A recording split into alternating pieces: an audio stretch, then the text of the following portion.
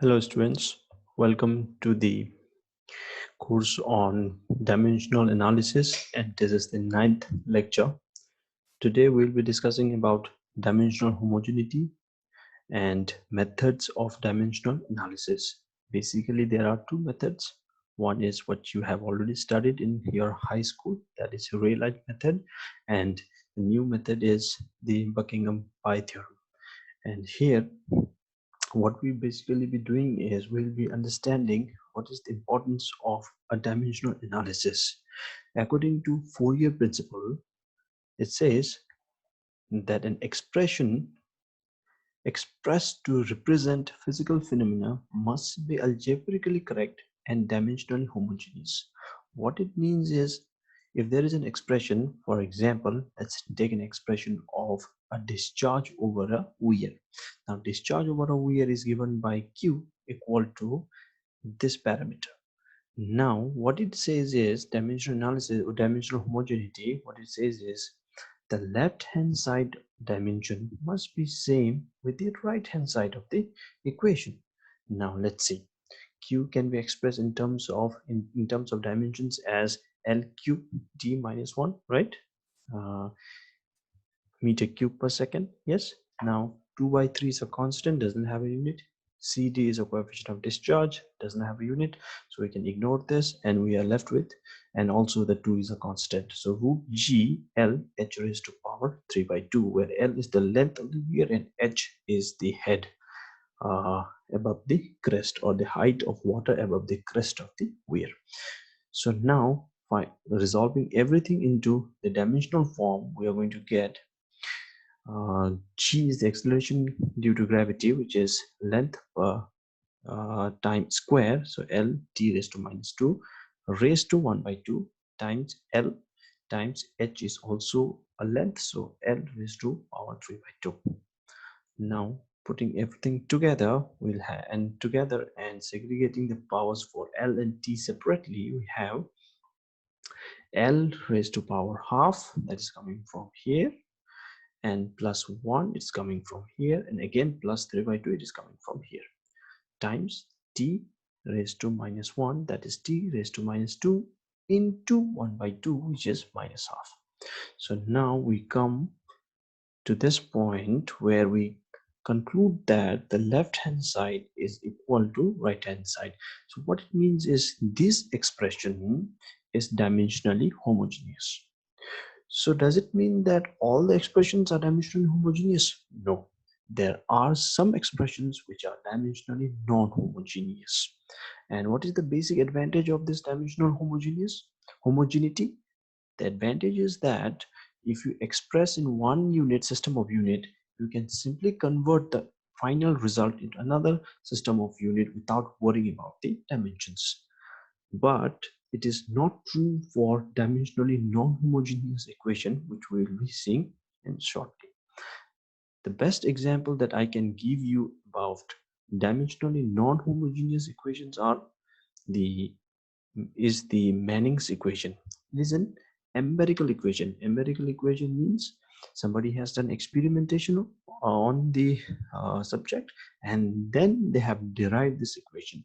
Now if you try to resolve this into dimension form and try to compare left hand side and right hand side, you will find that it is not dimensionally homogeneous, provided if we take this n, which is the Manning's frictional coefficient, as dimensionless, which means this expression is not dimensionally homogeneous. Meaning, if you calculate a value 5 meter per second, now you cannot convert that 5 meter per second into feet per second directly. It does not work that way because the n has some dimension in it, so you cannot directly convert this. So to get the value in feet per second, there's a new expression. So entirely there has to be a new expression to find the velocity in foot per second, which is 1.49 by n. By the way, let me tell you, 1.49 is not the factor to convert from feet from meter to feet. Okay, this is a different expression. This value is, it does not tell you about the length to feet, meter to feet conversion. This is something different. Okay, just a coefficient. this coefficient comes into existence because this equation are not dimensionally homogeneous. If it was dimensionally homogeneous, you simply have to multiply with a factor that converts meter to feet, which is not in this case. So as a homework, I would like you to revise the dimensional expressions of following parameters. Now, I believe most of these are very, very simple and you must already know about it. Like velocity is length per time, right? L t raised to minus 1. Acceleration, we have already seen. Acceleration due to gravity is same as acceleration. Discharge, we have seen. Now there's kinematic viscosity, force, pressure. Pressure and stress is the one and the same thing. Still, then I would love to see you guys derive an expression for stress and then find its dimension. Now there's dynamic viscosity, there's surface tension, there is modulus of elasticity, there is compressibility, there is specific weight and specific gravity. I want you to write down the expression for these parameters and then derive the dimensional form of each one of these parameters. Moving on to next, we have the dimensional analysis, the method of dimensional analysis. Now, what is dimensional analysis? It is a method of establishing relationship between variable concerned a physical phenomena by considering only the dimensions. Okay, so let's say there is a physical phenomenon or some experiment you want to conduct and you want to establish the relationship between various parameters that are involved, various in other words various variables, okay, that is concerned in the experiment, that you want to establish a relationship, you want to find a relationship between these two, I mean the variables that were involved in the experiment. Now the Rayleigh method is, I believe you have already studied about this. It is very, very simple and straightforward, and it is appropriate when there are less number of variable. I will explain you in coming section why when the variable increases, why Rayleigh method is not a good choice. What happens is in the Rayleigh method, you are comparing the independent variable dimension with the dependent variable dimension, and we know that there are three basic dimensions, that is length, time, and L, M, and T, mass, length, and time. So if there are more number of variables, you will only have three equations, L, M, T. But if there are more number of variables, then three equations may not be sufficient to solve the large number of expressions, a large number of equations. That's why this Rayleigh method is not an appropriate choice while solving a problem involving many variables. Now the procedure to use a procedure to apply Rayleigh method is very, very straightforward. Now let's say x is a variable which depends upon small x1, x2, and there are a number of variables. Now what we do is x is a function of, meaning x depends upon these variables. Now we decompose the x in its dimensional form, and then we also decompose every x1, x2, and everything, all the variables in its basic basic dimension form, and give a arbitrary power to these variables. Like x1 will have a, x2 have b, x3 have c. Now you can also multiply with a constant. If x was directly proportional to this variable, then you can also put a proportionality constant, but mind you, the constant does not have an unit. So if you, now next is, once we have these powers, then what we do is we compare the powers of left hand side and the right hand side. And here I have explained that k is a constant and abc are the arbitrary powers. The values of abc and n, it goes to n, are obtained by comparing the powers of fundamental dimensions of on the both sides, like I explained. With this, let's solve a simple problem here. Now let's take an example of a time period of a pendulum depends upon the length of the string and the acceleration due to gravity. Now let's derive an expression for time period, and the variables that are concerns are L and G. So in other words, T is directly proportional to L, sorry, this is L, and G, T naught is equal to, T or T naught is equal to K proportionality constant times L, you give a power of A, and G, you give a power of B, any arbitrary power. You can name it as A, B, C, or X1, X2, whatever you want to name it, doesn't matter. So now what we do is we decompose the T into its dimensional form. So T is just a T is equal to K doesn't have a unit. So L, the length is L, so L raised to power A, and G is acceleration due to gravity, which is L T to the power minus 2 whole raised to power B, which gives us L raised to power B and T raised to power minus 2B. Now next is we compare the power of T and we compare the power of L. So here what is done is first we compare the power of T. So minus 2B here, the power of T in this side, right hand side is minus 2B, and power of T in the left hand side is 1. So minus 2B is equal to 1, which gives us B is equal to 1 by 2, negative 1 by 2. And next is we compare the power of L. So here the power of L is 0, here it is A plus B. So A plus B is 0, which gives us B is minus 1 by 2, so A gives us 1 by 2. Finally, we put this arbitrary power, the value of arbitrary power in our expression, and then get T naught is equal to K times root of L over G. So this is the process involved using Rayleigh method. So as a homework, I want you to derive an expression for discharge through a small orifice freely, sorry, this is freely, okay, freely into the atmosphere under a constant head. Now, how to go about? We know that a discharge depends upon number of variables, which are viscosity, density of the fluid, diameter of the orifice, head, and the acceleration due to gravity. So I have also given the dimension forms of all these parameters, and I have also given you the answer here. This is the answer. So what you do is you decompose Q into basic form. You decompose all of this into basic form, give power A, B, C, D, E. Right now, see there are how many variables? 1, 2, 3, 4, 5. Once you start solving it, you quickly realize that how difficult it is going to be to use Rayleigh's method when number of variables increases. So to make things easy, the next method has come in. That is the Buckingham Pi method. Now, this Buckingham Pi method involves series of procedure which I would like to explain while I solve the numerical. For now, just understand that the Pi theorem states that if there are n-dimensional variable involved in a phenomenon, meaning there are n-dimensional dependent variable, okay, involved in a physical phenomenon, which can be completely described by m fundamental quantities or dimensions. Now, the fundamental quantity which can describe all of these phenomena are, let's say, it is mass, length, and time, and are related by a dimensionally homogeneous equation. Okay, the dependent variable is equal to independent variable, and they should be dimensionally homogeneous. It does not work with dimension non-homogeneous equation.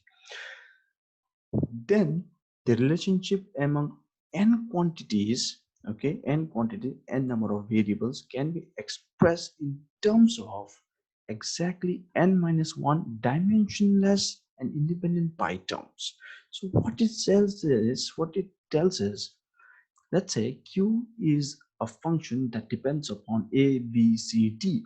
A, B, C, D are the variables which depends upon Q.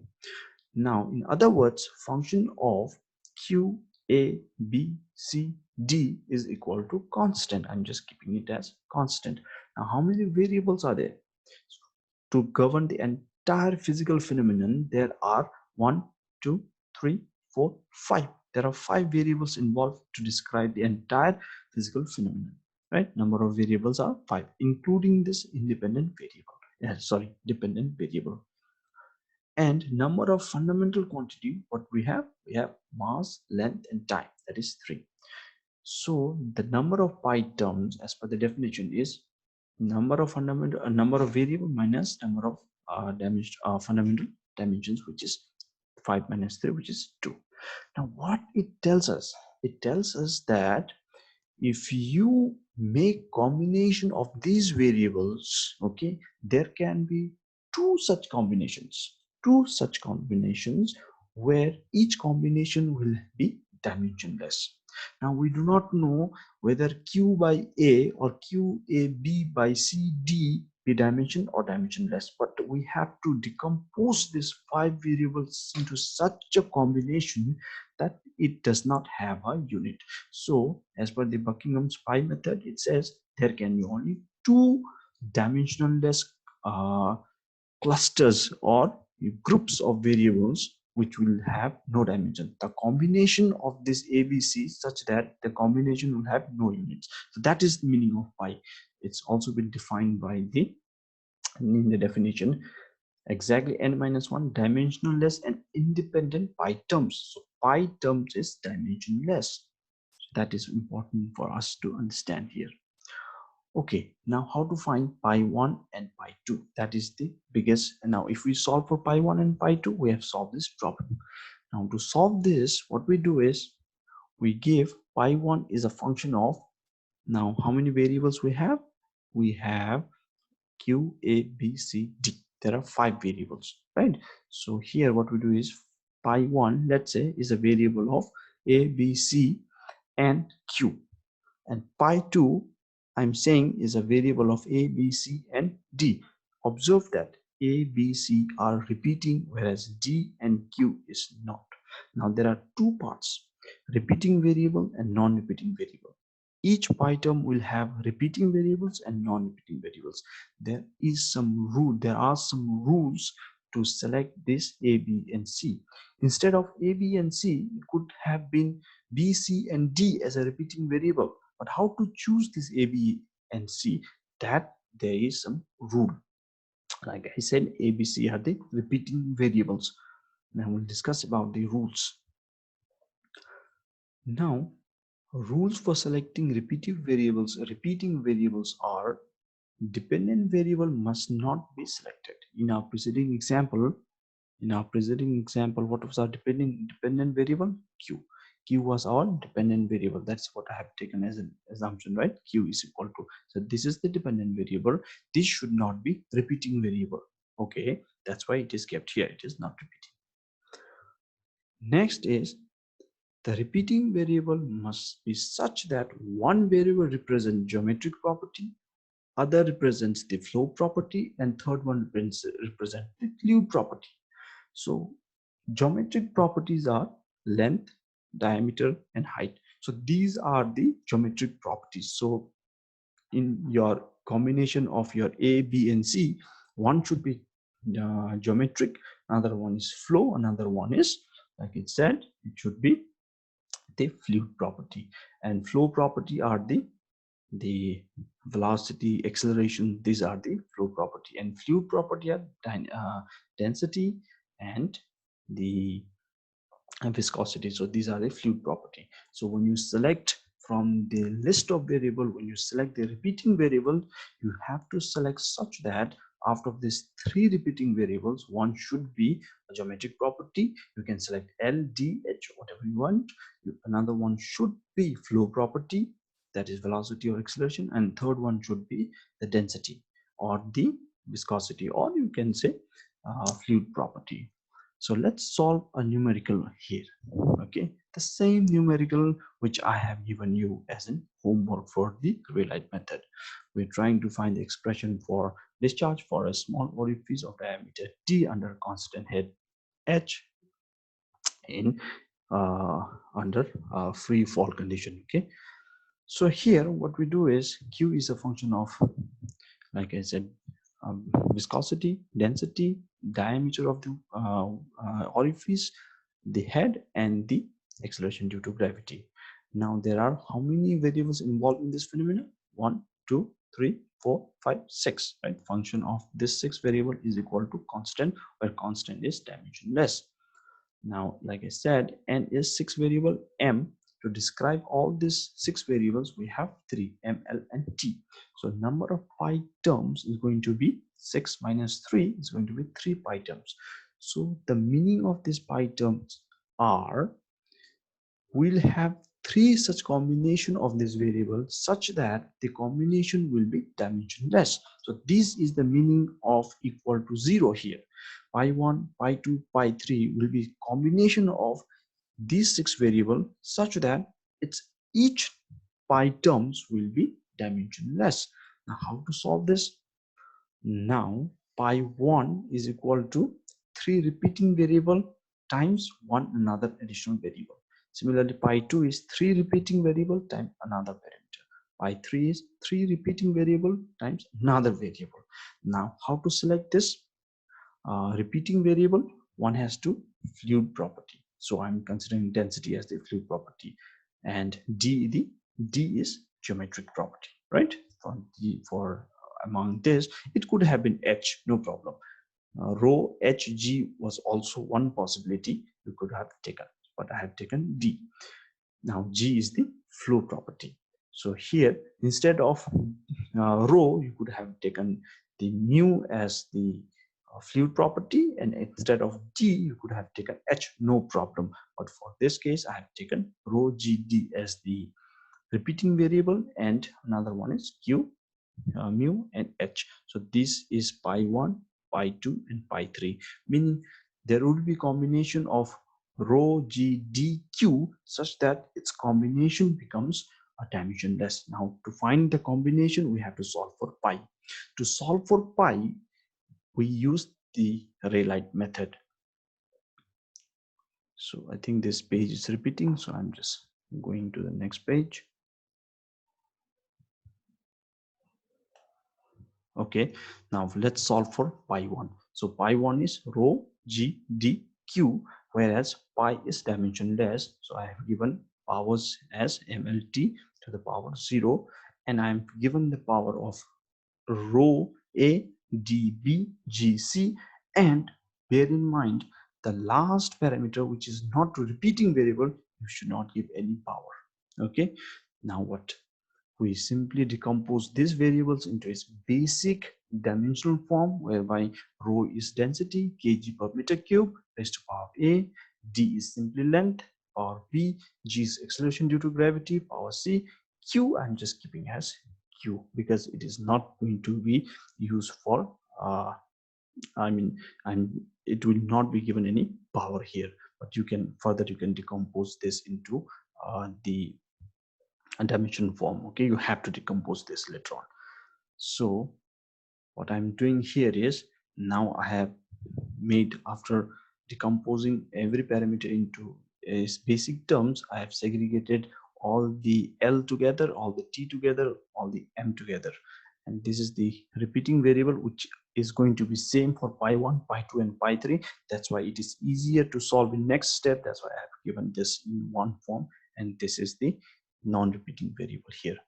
Now comparing the power of M, we have a is 1 here, right? Here the power of M is 0, so here it is a is equal to, this is just 1a, so M is just 1, so power of a is going to be 0, so simply substitute 0 here and you got the value of a. Now next is comparing the power of L.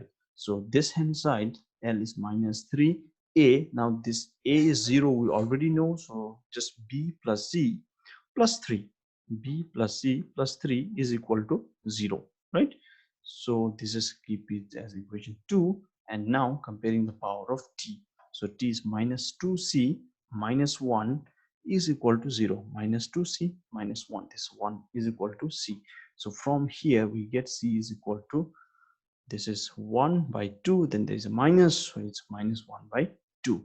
So after solving for a, b, and c, we get finally this term for pi1. Since a is 0, so we get this. Now how to check? You have to check by resolving this into dimension form, and it should be dimensionless. Now this is expression for pi1. Similarly, we solve for pi2. Pi2 is rho gd times mu. So I have already made this rho gd in terms of mlt by decomposing everything together. So lastly, I will just add the dimension of this, and then I will solve for, compare the power of m, compare the power of l, compare the power of t, and I will find the values of a, b, and c.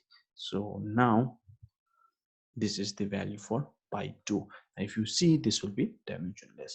Now same step is followed for pi 3, rho g d h, where h should not have any power.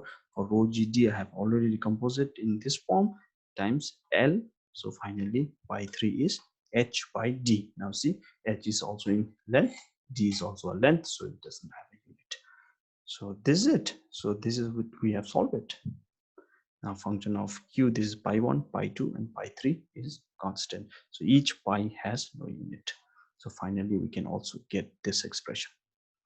So that's it. So we have solved for q is equal to d raised to power 5 by 2 root of g times coefficient of discharge. So this is the coefficient of discharge, which is the function of two pi terms. So that's it. Thank you.